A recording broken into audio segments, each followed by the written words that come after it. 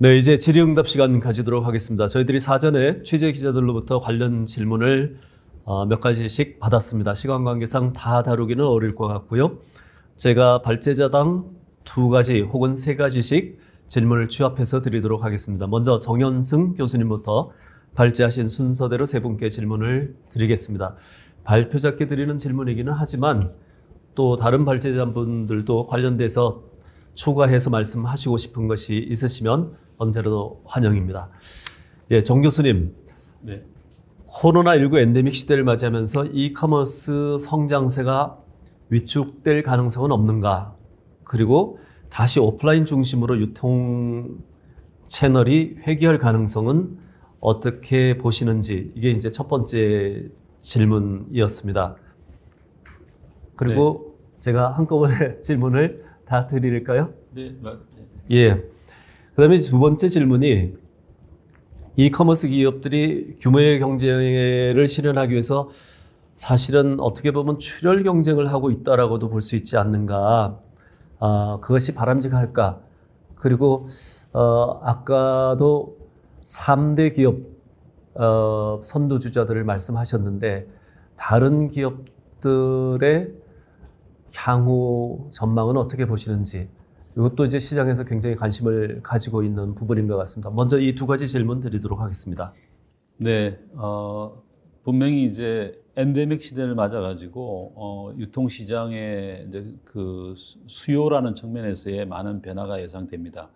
분명히 이커머스가 최근에 한 3년 정도 고성장이라고 하면은 2자릿수, 그것도 뭐 20%에 육박하는 그런 성장률이 지속됐는데, 지금은 분명히 이커머스 성장률이 10% 내외로 내려와 있는 그런 상황이죠. 그러니까 이커머스가 성장률이 둔화된 거지 뭐 시장이 줄어들었다라고 볼 수는 없고, 근데 분명한 거는 이제 엔데믹 시대에 오프라인이든 온라인이든 그 업태별로 좀 차별화가 있는 것 같습니다. 그러니까 오프라인이라고 전부 다 회복되고 온라인이라고 전부 다 위축되는 게 아니라 그 카테고리별로 뭐 아까도 말씀드렸지만 뭐 식품이라든지 또 패션이라든지 여러 가지 카테고리별로의 그런 회복의 차이가 굉장히 수준 차이가 많이 나고, 또 업태별로도 뭐 백화점은 굉장히 그 회복세가 큰데 반면에 대형마트나 이런 쪽은 아직도 성장률이 둔화돼 있고, 또 온라인도 지금 이제 그 시장 구도가 많이 재편된다고 말씀드렸는데, 선두권이 공고하다, 빅3가 공고한 반면에 추격 그룹이나 또 전문몰 그룹은 합종 연행이 좀 많이 일어나고 있거든요. 그래서 그 합종 연행으로 인해서 분명히 또 없어지는 기업도 있을 것 같고요. 또는 상당히 전문화된 기업도 있을 수 있고, 또 어떤 기업은 선두권 빅3에 공격적으로 추격하는 그런 기업도 있을 수 있다고 봅니다. 근데 이런 기업들의 흐름은 결국은 자기 회사의 그 어떤 전략 방향, 자기 회사의 포지셔닝, 자기 회사의 차별화 전략하고 연계가 돼 있다고 보거든요. 그래서 우리가 만약에 MZ세대를 주 타겟으로 하느냐, 아니면 우리가 좀 중장년층을 타겟으로 하느냐, 아니면 우리는 뭐 식품에 특화되어 있느냐, 아니면 우리는 뭐 패션에 특화되어 있느냐, 이런 거에 따라서 충분히 제휴도 할 수 있고 확대도 할 수 있고 또 구조조정도 할 수 있고, 또는 내가 피인수 대상이 될 수도 있고, 그런 부분들이 분명히 차별화가 진행될 거라고 생각이 됩니다. 그래서 특히 그건 2021년 작년에 굉장히 큰 시장의 어떤 M&A나 제휴들이 많았기 때문에 이거의 여파가 분명히 올해 2022년 이후에 나타날 수밖에 없다고 생각합니다. 그래서 그런 부분들을 잘 살펴봐야 될 것 같고, 출혈 경쟁. 그래서 분명히 사실은 팬데믹이 오면서 예를 들어서 키커머스 시장에 보면 우리가 굉장히 많은 출혈 경쟁이 있었거든요. 그래서 뭐 라이더들을 확보하고 이러면서 마케팅 비용을 많이 썼고 하면서 시장이 굉장히 급성장했는데, 시장 상황이 바뀌니까 이제 오프라인 회복되고 하니까 그 부분에서 수익성 경쟁이 불가피하고, 그러다 보니까 어떤 기업들은 이제 점점 약화되는 모습들을 볼 수 있습니다. 그래서 분명한 거는 온라인도 이제는 뭔가 수익성을 보여주는 시대가 됐고요. 그래서 그걸 보여줄 수 있는 기업이 생존이 가능하고 빅3에 남을 수 있고 포지셔닝 가능하다, 이렇게 이제 봐야 될 것 같습니다. 네. 네, 이제 전체적으로 요약을 잘 해주셔서 이해가 잘 되는데, 또 저도 그렇고 시청자들도 그렇고 궁금한 거는, 그러면 앞에 지금 선두그룹의 세 가지 기업들을 말씀해 주셨는데 그들은 안정적일까 하는 제 의문이 좀 있고요. 네, 두 번째는 더 겁나는 거는 이제 전문 그룹 중에서 또는 추격 그룹 중에서 사라질 기업도 있을 것이다. 그런데 뭐 어디가 사라질 것이다라고 말씀하시기는 어려울 것 같은데 그래도 전문 그룹 중에서 또는 추격 그룹 중에서 대표적으로 잘 하고 있다라고 생각하시는 기업들이 혹시 있으신지요? 네. 그래서 이제 선두그룹 중에서는 지금 보면 최근까지 네이버하고 쿠팡이 많이 선두를 했는데 사실 네이버는 쇼핑에 그런 전문화되어 있지는 않습니다. 그러니까 상당히 컨텐츠라든지 또는 뭐 그다음에 뭐 금융 서비스, 결제 서비스라든지 뭐 다양한 것들을 결합해서 시너지를 내는 플랫폼의 고유한 특성을 보이고요. 근데 쿠팡은 상당히 커머스에 전문화되어 있죠. 그리고 특히 그 풀필먼트 그 배송이나 이런 것들을 내재화하고 있기 때문에 사실은 컨트롤이라는 측면에서는 쿠팡이 더 강점을 가지고 있는 것 같고 또 카테고리에 또 특화되어 있습니다. 카테고리를 뭐 생필품, 내구재, 뭐 재화 쪽에 많이 특화되어 있는데 그런 부분이 강점을 드러내면서 지금 사실은 역전되는 쿠팡이 더 앞서 나가는 그런 흐름을 보이거든요. 그런 흐름은 향후에도 조금 더 지속될 수밖에 없다라고 보여지고 그 반면에 또 이제 쓱닷컴이나 이런 신세계 쪽은 원래 오프라인의 그 유통 노하우에다가 특히 그 신선식품 이런 분야에 강점이 있지 않습니까? 그래서 굉장히 포지셔닝으로 특화되어 있는데 그 앞에 있는 두 업체하고 경쟁해서 얼마나 좀 더 다양한 역량을 보여줄 수 있느냐 뭐 이런 거에 따라서 3강의 구도가 조금씩 변형될 수 있다고 보고 그다음 밑에 있는 그룹 중에서는 결국은 이런 여러 가지 호황과 불황을 왔다 갔다 했고 또 M&A도 많이 일어났는데 투자도 많이 했죠. 투자도 많이 했는데 그동안에 상대적으로 보수적인 그런 신중한 그런 모습을 보여왔거든요. 네. 하지만 역시 11번가 같은 경우가 그래도 SK라는 그룹의 그 뒷 배경이 있고 또 최근에 아마존과 제휴를 통해서 여러 가지 뭐 직구 시장이나 이런 시장도 보여줄 수 있고요. 그래서 분명히 많은 그 기회들이 있고 또 카카오 같은 경우도 워낙 플랫폼에서 강자이기 때문에 말씀드린 대로 그립 인수라든지 지그재그 인수라든지 이렇게 하면서 카카오가 MZ세대에 좀 특화되어 있는 그룹인데 그런 세대에 줄 수 있는 서비스를 더 많이 확보하고 있는 것 같아요. 그래서 충분히 가능성을 가지고 있다라고 보여지고 뭐 제가 보기에는 그 두 군데가 조금 더 좀 더 경쟁적으로 앞으로 나갈 수 있는 준비를 하고 있는 게 아닌가라는 생각이 듭니다. 네. 어려운 질문인데 잘 대답을 해주셔서 감사합니다. 여러분 시청해 주시고 계신 분들 중에서 아마도 지금 말씀하신 내용들을 참고하시면 도움이 될 것 같습니다. 김호민 총괄님께 질문을 좀 드리고 싶어요. 아까 발표하시는 도중에 아마존에서 하고 있는 디지털 혁신 굉장히 흥미롭게 발표를 해주셔서 저는 잘 봤고요. 그리고 앞으로 어떻게 오프라인 경쟁력을 강화해야 될 것이다 라는 시사점을 많이 주신 것 같은데 지금 앞에서 우리 정 교수님께서 말씀하신 이런 기업들 쿠팡이나 또 다른 여러 가지 네이버, 쓱닷컴, 11번가 카카오 말씀들을 해주셨는데 또 우리나라 유명한 오프라인 매장을 가지고 있는 롯데, 이마트 이런 여러 유통 공룡들이 있지 않습니까? 그런 기업들도 사실은 오프라인 경쟁력을 강화하기 위해서 굉장히 다양한 노력을 하고 있는 것으로 보입니다. 뭐 예를 들면 물류센터를 증축한다라든가 또는 매장 내에 와인 전용 매장 같이 이제 특화된 매장을 만들기도 하고요. 이런 방식이 사실 아마존에서 하고 있는 거하고는 조금 다른 것 같은데 바람직한 방향의 지금 경쟁력 개선 노력으로 보시는 내용들은 어떤 것이 있는지 아니면 조금 더 이런 부분들은 방향을 좀 바꾸면 좋지 않을까 하는 조언을 해주신다면 어떤 내용을 말씀해 주실 수 있을까요? 네, 이런 유사한 질문을 제가 많이 받는 편인데요. 그때마다 제가 드리는 답변은 이제는 더 이상 이커머스와 오프라인을 구분할 의미는 없다라는 걸 먼저 전제로 말씀을 드립니다. 네. 그 의미는 이미 이커머스와 오프라인은 연결이 많이 되어 있고 고객의 쇼핑 전이 관점에서 봐도 우리가 그것을 구분하기가 점점 더 어려워지고 있거든요. 그러니까 예를 들면 고객이 온라인에서 주문을 하고 오프라인의 매장에 가서 입어보고 구매를 한다고 했었을 때 그게 과연 이커머스 매출일까요? 아니면 오프라인 매출일까요? 사실 여전히 국내 많은 리테일 기업들이 이커머스 부서와 오프라인 부서를 이렇게 구분해서 서로 다른 매출 관리를 하는데 이미 내부적으로 상당한 컨플릭이 있습니다. 이거를 너희 매출로 할 거냐, 우리 매출로 할 거냐.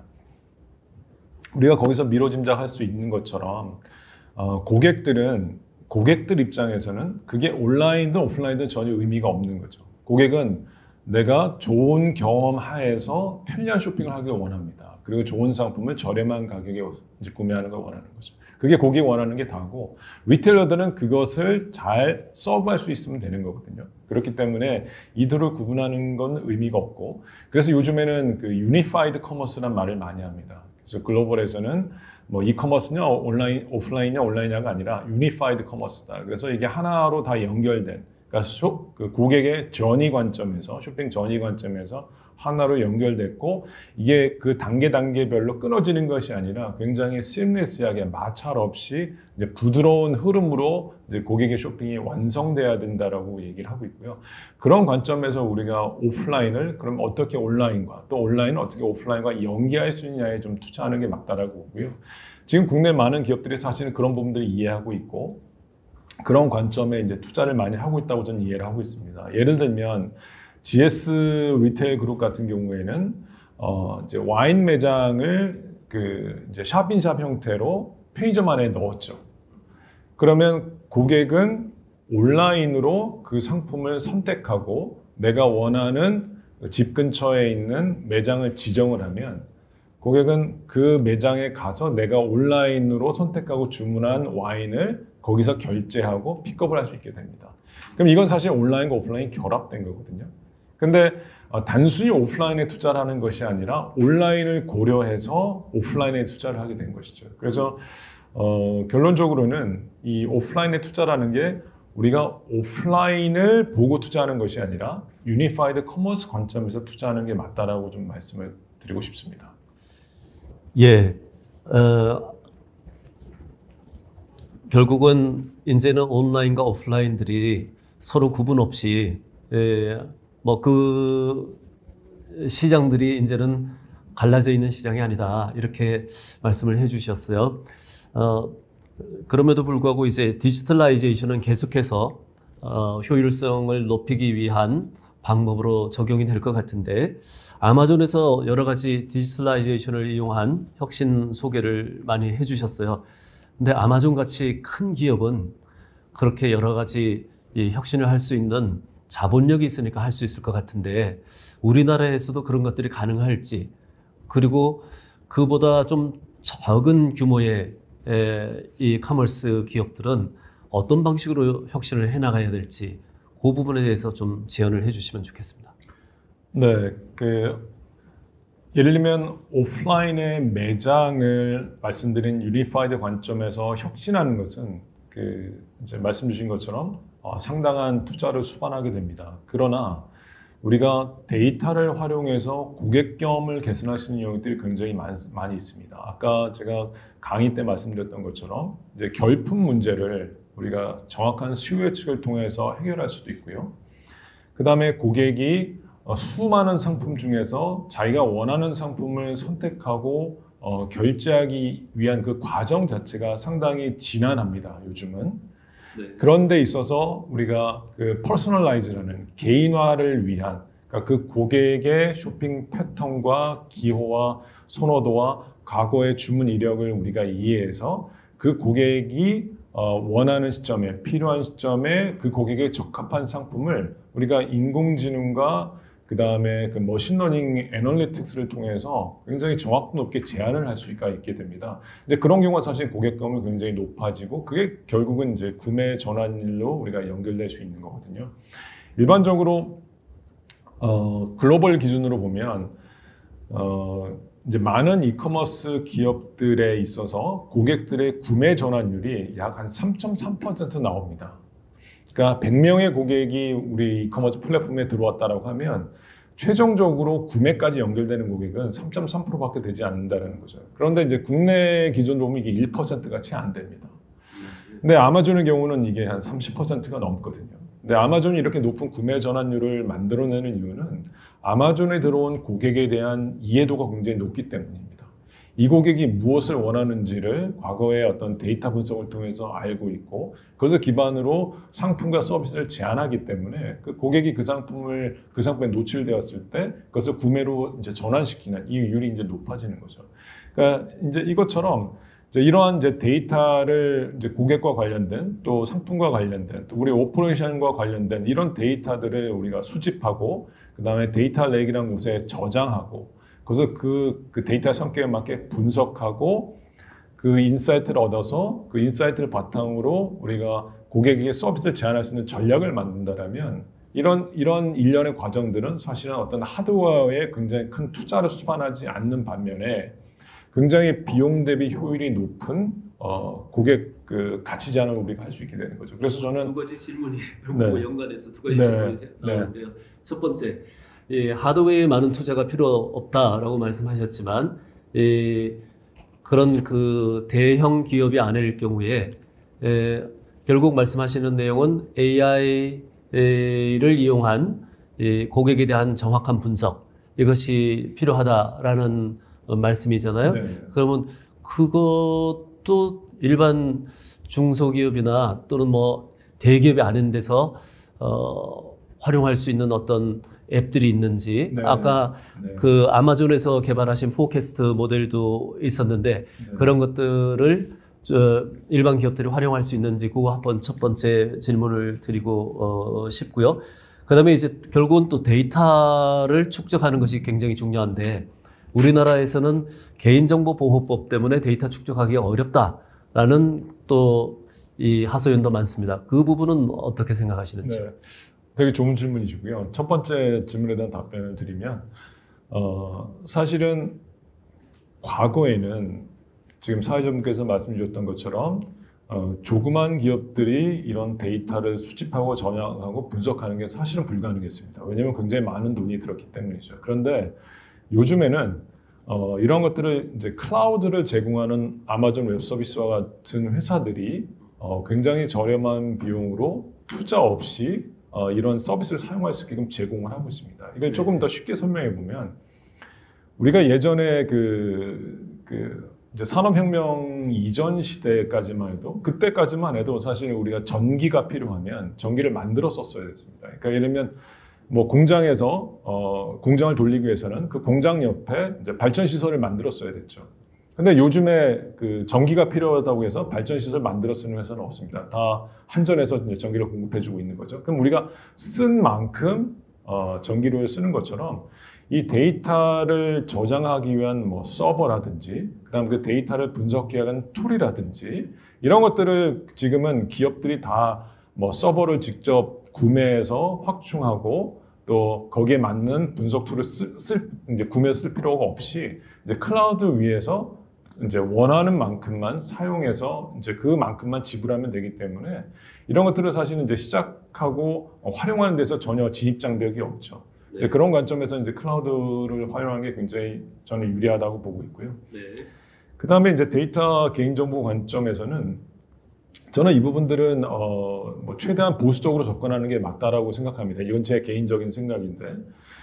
그래서 이 관련된 이제 뭐 규제라든지 법률이라든지 이제 이런 것들을 이제 최대한 맞추고 그 바운더리 안에서 우리가 고객에게 줄 수 있는 것들은 예를 들면 고객의 성향에 따라 다 다릅니다. 그러니까 어떤 고객들은 본인의 데이터를 공개함으로 인해서 그 업체에게 제공함으로 인해서 더 나은 서비스를 희망하는 고객이 분명히 있을 겁니다.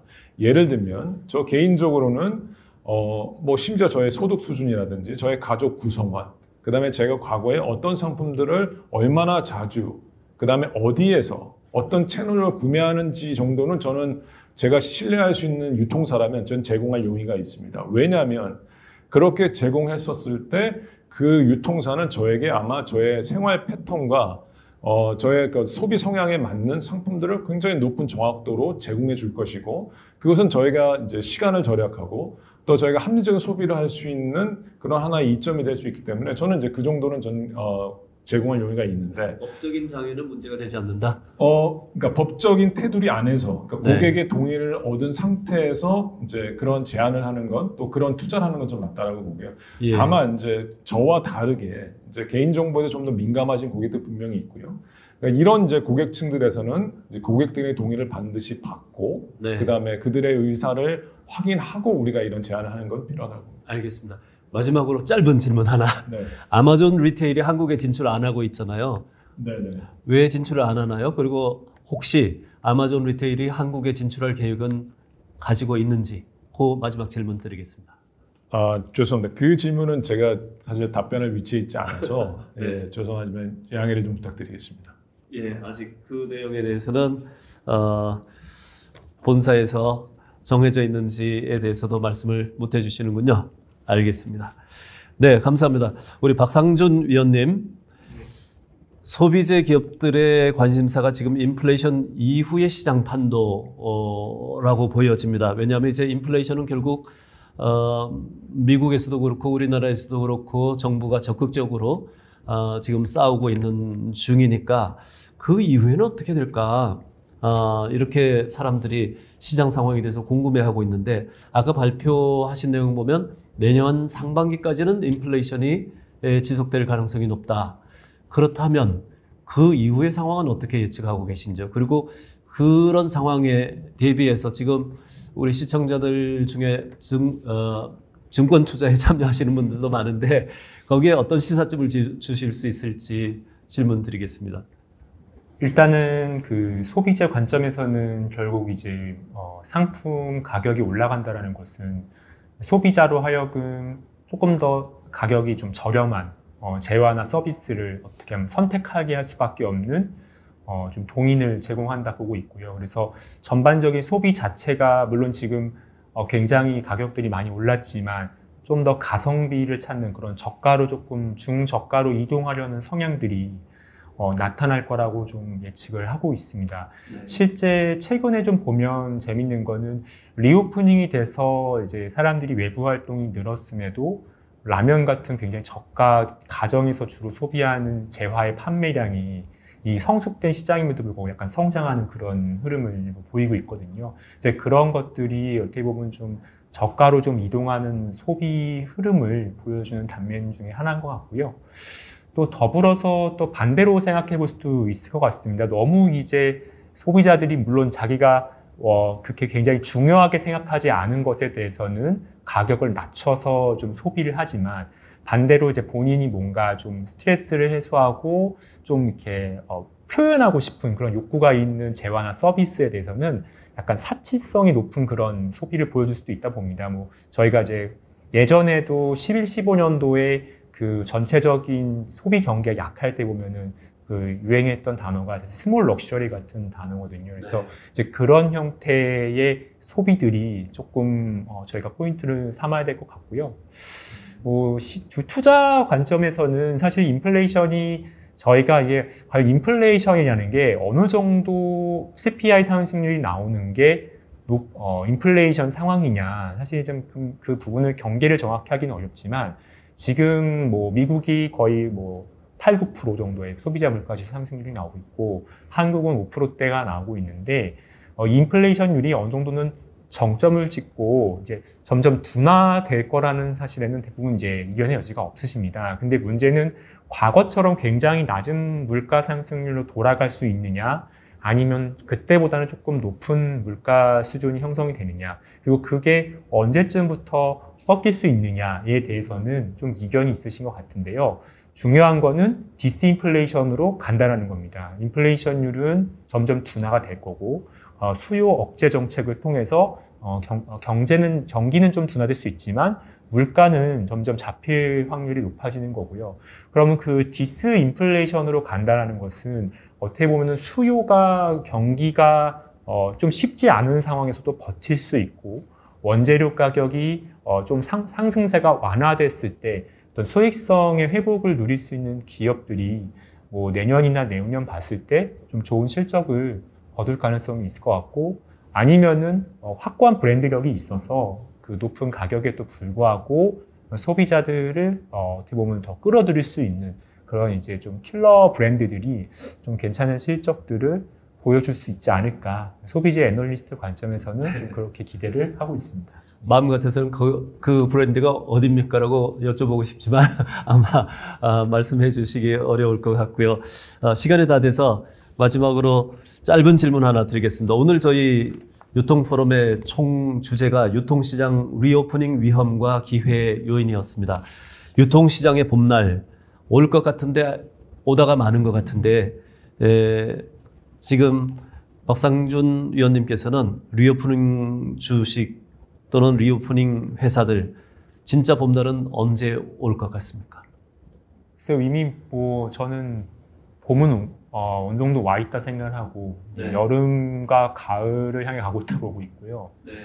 정점을 치면 다시 저희가 18, 19년도에 느꼈던 그런 어떻게 보면 다시 디지털 전환 이런 것들이 나타날 수 있다고 생각을 합니다. 그게 어떻게 보면은 지금 조금 이커머스 업체 입장에서는 다시 또 기회가 될 수 있을 거라 보고요.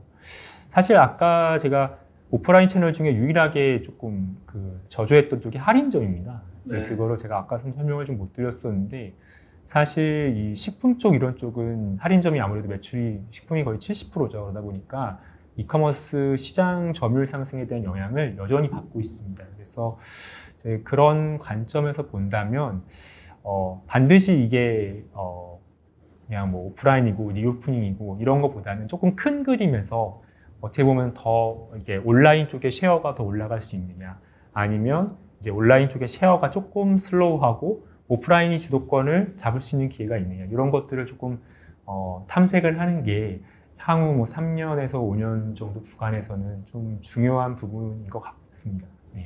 네, 감사합니다.